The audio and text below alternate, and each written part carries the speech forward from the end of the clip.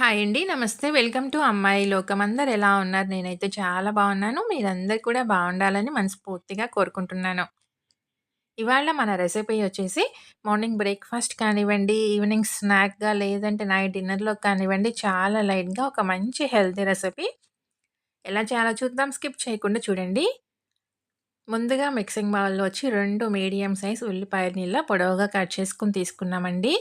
కొంచెం కరివేపాకు, ఒక టీ స్పూన్ అల్లం ముక్కలు, రుచికి తగినంత ఉప్పు, ఒక టీ స్పూన్ జీలకర్ర వేసి వీటన్నిటిని మంచిగా ప్రెస్ చేస్తా కలుపుకోవాలనమాట.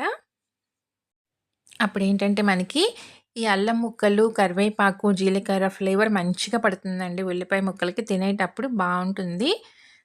అదే కాకుండా మనం ముందుగానే ఉప్పు వేసుకొని ఇలా నొక్కి కలుపుకోవటం వల్ల ఏంటంటే, ఉల్లిపాయలో ఉన్న నీరంతా బయటకొచ్చి ఉల్లిపాయలు తొందరగా మగ్గుతాయన్నమాట. మనకి మంచిగా వేగుతాయన్నమాట రెసిపీలో. చూసారు కదా! ఇక్కడ ఉల్లిపాయ చక్కగా మనకి మెత్తబడినట్టుగా అవుతుందండి. ఇలా నొక్కి కలుపుకోవటం వల్ల ఉప్పు ముందుగానే వేసుకొని, ఇలా కలుపుకున్న తర్వాత దీనిలో ఒక కప్పొచ్చి గోధుమ రవ్వ తీసుకున్నామండి. సన్నగా ఉన్న బన్సీ రవ్వనమాట.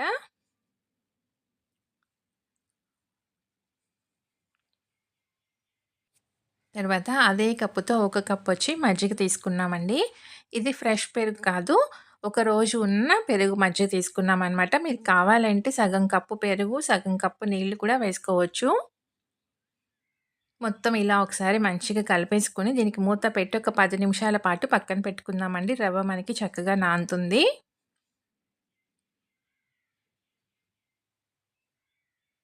10 నిమిషాల తర్వాత చూద్దాము. చక్కగా మనకి రవ్వయితే నానిందండి. ఇందులో 2 పచ్చిమిర్చి, 2 టేబుల్ స్పూన్లు నానబెట్టిన పెసరపప్పు, కొంచెం తరిగిన కొత్తిమీర, ఒక 2 టేబుల్ స్పూన్లు గోధుమ పిండి వేసుకుందాము. మంచి బైండింగ్‌గా ఉపయోగపడుతుందండి గోధుమ పిండి. ఇంక నీళ్ళేమి వేయకుండా దీన్ని ఇలా నొక్కి కలుపుకోవాలనమాట. ప్రెస్ చేస్తా కలుపుకున్నామంటే మనకి కరెక్ట్‌గా వస్తుందండి కన్సిస్టెన్సీ అనేది.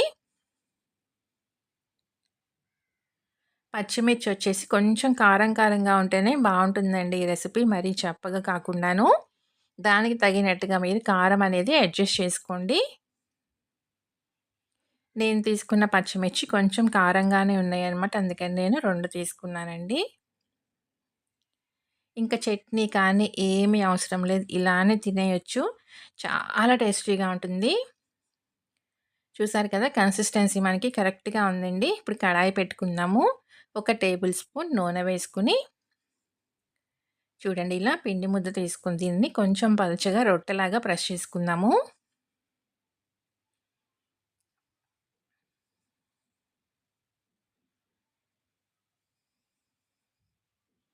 చాలా క్విక్‌గా అయిపోతుందండి. అప్పటికప్పుడు చేసుకోవచ్చనమాట. పిల్లలు, పెద్దవాళ్ళకి అందరికీ నచ్చుతుంది.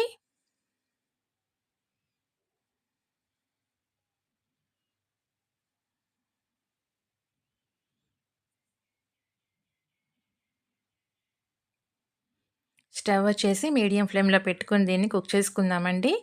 చక్కగా 2 పక్కల మంచిగా ఎర్రగా కాల్చి తీసుకుందాం. పైన క్రిస్పీగా, లోపల సాఫ్ట్‌గా చాలా బావుంటుంది. కొంచెం పులసన పెరుగు తీసుకోవటం వల్ల ఏంటంటే, ఆ పుల్ల పుల్లగా, కారం కారంగా చాలా కమ్మగా ఉంటుందండి.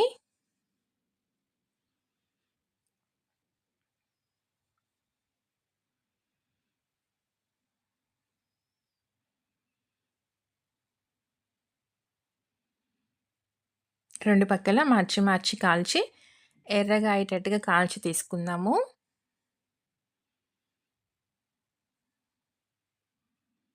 అంతేనండి. రెడీ అయిపోయింది. అన్నీ ఇలానే వేయించి తీసుకుందాము. తప్పకుండా మీరు ట్రై చేసి చూడండి. మీకెలా వచ్చిందో కూడా నాకు తప్పనిసరిగా కామెంట్ చేయండి.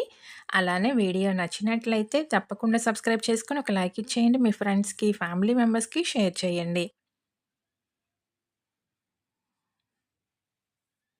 ఒకటి తుంచి చూద్దామండి. పైన క్రిస్పీగా, లోపల సాఫ్ట్‌గా చాలా బావుంది టేస్టీగా. తప్పకుండా మీరు ట్రై చేసి చూడండి. ఈరోజు రెసిపీ అయితే ఇంతేనండి. రేపు ఇంకో కొత్త రెసిపీతో మీ ముందుకొచ్చేస్తాను. Thank you for watching.